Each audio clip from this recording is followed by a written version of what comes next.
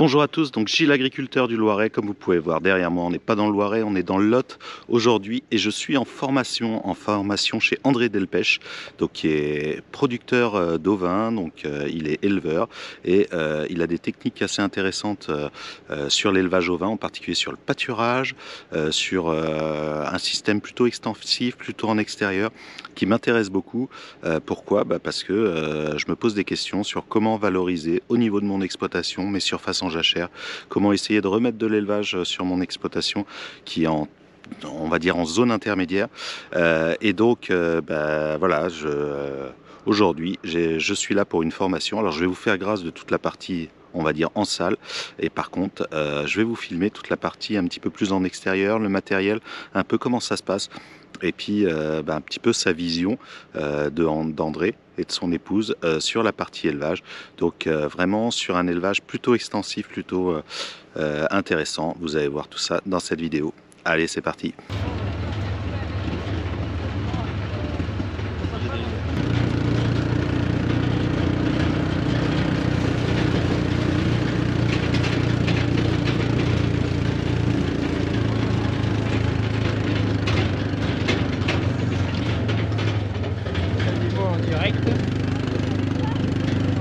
On est avec André, devant les brebis.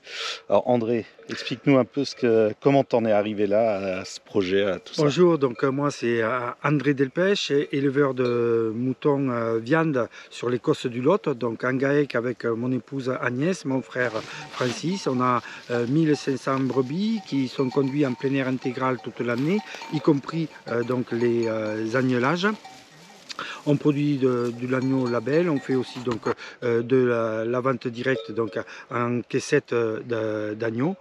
Donc l'origine de ce mode de conduite, on a été se former en Nouvelle-Zélande, suivre des formations sur le Techno Grazing System qu'on a appelé Techno Pâturage en France, que l'on pratique maintenant depuis 20 ans sur notre ferme, et on réalise donc des journées de visite, de démonstration, d'échange sur justement des conduites donc d'élevage plus naturelles. Donc là, voici l'installation d'une clôture. Donc on remet un fil derrière sur les clôtures qui sont permanentes. Donc on rattache et avec le quad, en quelques minutes, on va pouvoir retirer un fil là entre les deux clôtures fixes pour justement pouvoir faire passer, pour pouvoir mettre les moutons sur cette partie-là.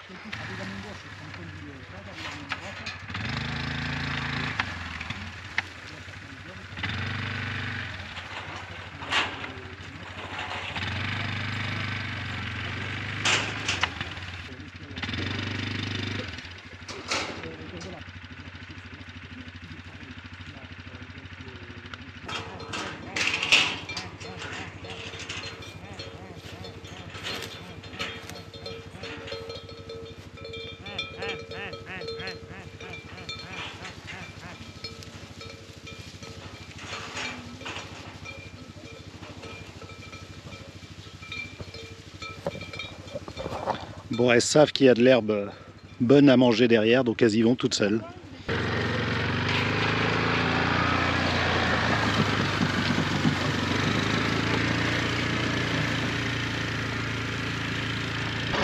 Donc pour enrouler les fils, on fait le contraire, c'est-à-dire qu'on met les bobines de fil sur l'enrouleur, et puis vous allez voir, tout va s'enrouler.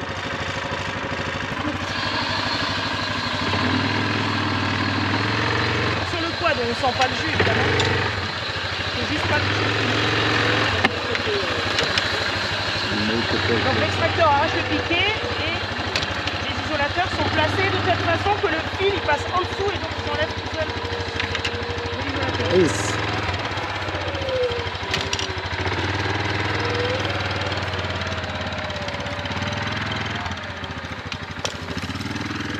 l'isolateur. Donc en quelques secondes, la clôture est repliée.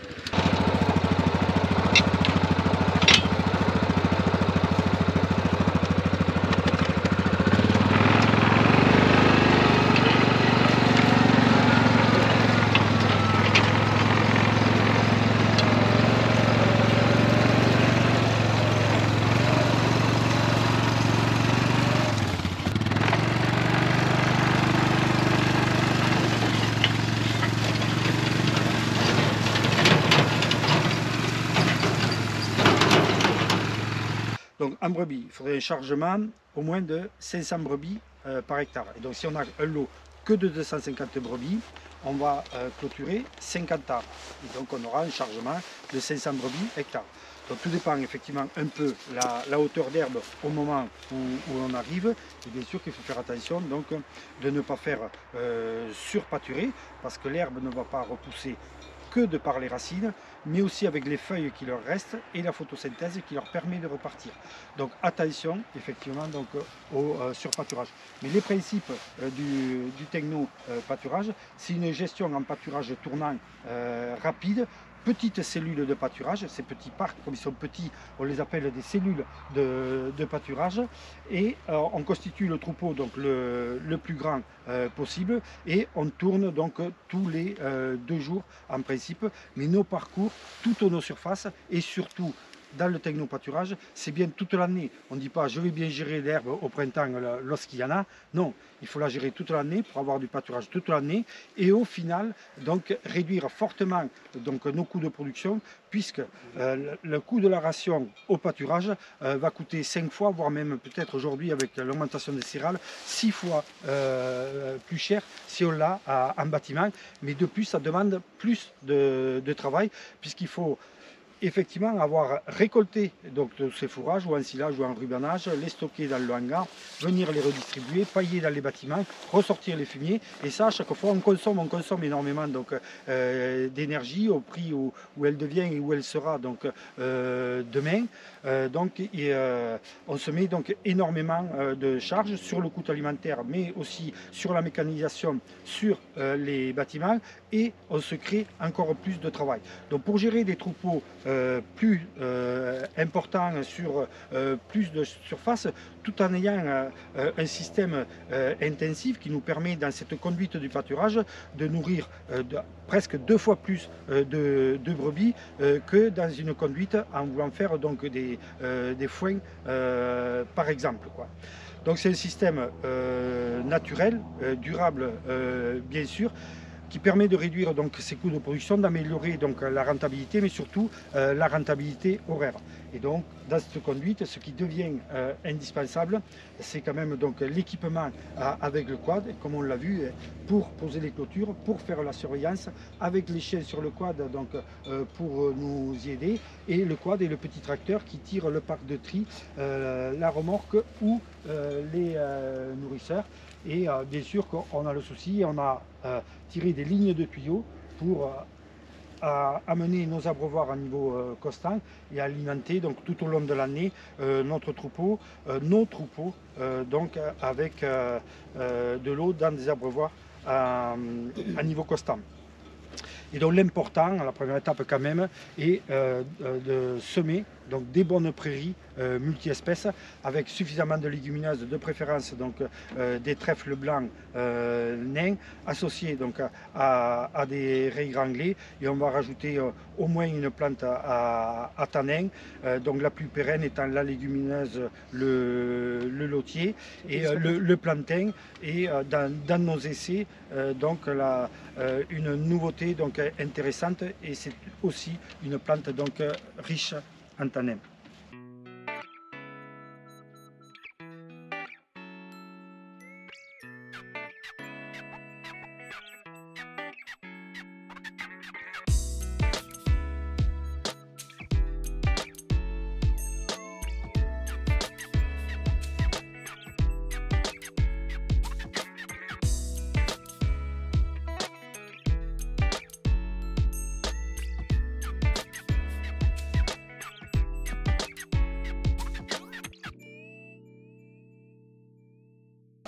Des agnelles qu'on a mis de côté Stop. printemps. Louski vient ici, Louski vient là. Louski, Lorca vit. Pour la vente directe.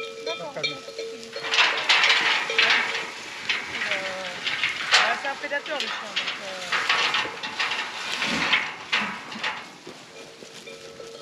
Stop, viens ici, Louski viens ici. Louski, viens là.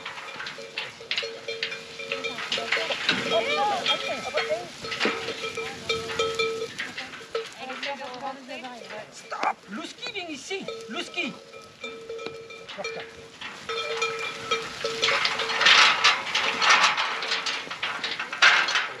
Là, doucement. Le ski ici. Le ski il est là. Le ski. Hop, là, le ski. Il est là. Hop. Hop. Hop. Le ski. Alors, le ski est là. Là, voilà. Stop.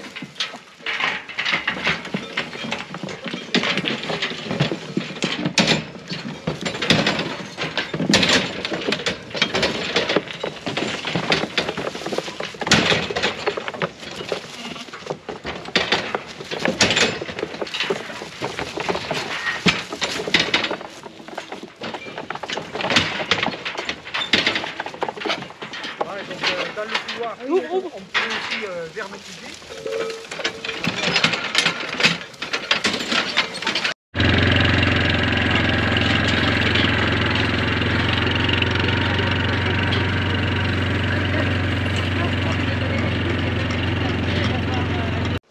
Donc en fait, c'était l'objectif, moi, de venir à une formation. C'était découvrir cette partie.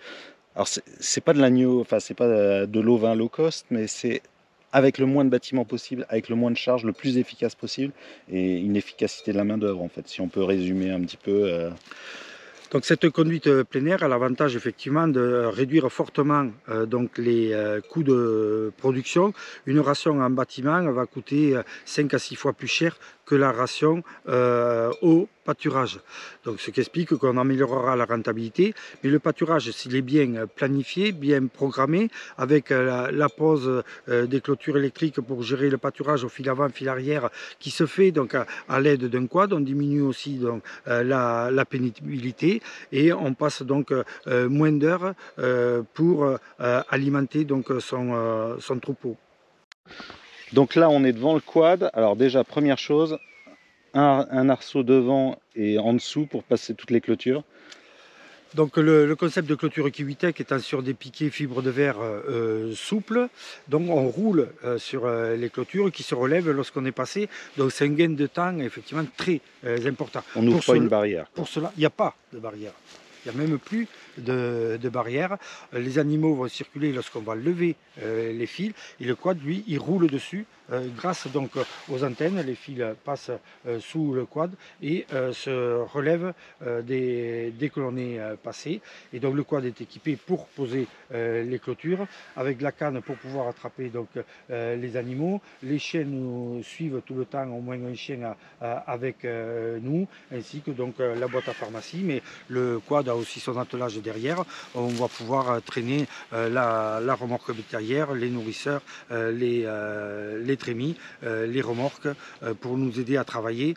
Et donc le quad devient l'outil indispensable qui remplace quand même en grande partie des heures tracteurs. Oui, concrètement, là sur la ferme, vous avez 3 quads, un par personne qui travaille sur la ferme, et puis en tracteur, beaucoup moins. Voilà, donc on a voulu... On a effectivement donc 3 quads classiques donc à moteur thermique et on a essayé donc un véhicule donc électrique qui est intéressant mais quand même avec des limites, des manques donc d'autonomie et de rapidité. Mais l'électrique serait bien sûr intéressant pour ce type de véhicule aussi. Ça c'est vrai que dès qu'on pourra arriver sans trop de bruit pour entendre les clôtures, pour entendre un petit peu tout ça, on gagnera. Puis pour retrouver les agneaux sans problème, oui. Enfin, on arrivera à mieux voir aussi, mais déjà le quad c'est un sacré avantage. Donc voilà, mais le quad permet de se déplacer donc rapidement tous les matins. Je pars avec mon quad, on fait le tour des troupeaux avec mon chien et on a vite fait ce tour, sachant qu'effectivement on ne s'arrête pas pour ouvrir et refermer des barrières. On roule donc sur les clôtures et donc on a aussi le réseau d'eau à surveiller, donc les abreuvoirs, à changer donc les animaux de cellules de pâturage pour favoriser donc la repousse de la prairie. Il faut que la cellule soit vite mangée et on veut favoriser donc la repousse de cette prairie. Bon voilà, j'espère que cette petite vidéo sur un nouveau sujet, sur la partie ovine vous a plu. Moi je vais rentrer dans mon Loiret penser un petit peu à tout ça, réfléchir un peu ce que je vais faire sur mon exploitation, parce que bah voilà, ce projet d'ovin me trotte dans la tête depuis quelques années, et là je suis en train de voir comment réussir à le concrétiser. Donc avec plusieurs autres agriculteurs, on se pose plein de questions, et on va essayer de faire en sorte de remettre de l'élevage sur nos exploitations. Bah, ça, vous allez pouvoir le voir tranquillement dans les années à venir, parce que c'est un projet qui va demander du temps, on repart de zéro, mais il est bien en route et j'espère qu'il va aboutir. Bon allez, à samedi prochain pour une nouvelle vidéo.